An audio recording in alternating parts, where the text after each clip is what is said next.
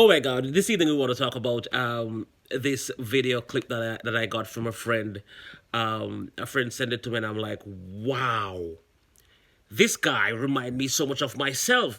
So growing up, I was like a crazy dancer growing up, and then but I wasn't dancing with the patterns of what the everyday dancer, the trained dancers do. I was doing my own little style, and as crazy as possible, and I was enjoying myself doing dancing like off the beat and crazy kind of dance.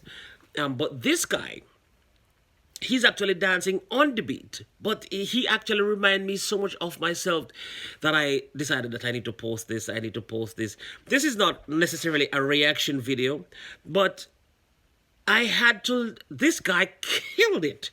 And so I just want to show you all, you know this guy dancing to a church. I think the song is entitled "The Lord Is My Shepherd." It's the 23rd Psalm, and this guy is dancing to that song in a church. And this was fantastic. It was amazing.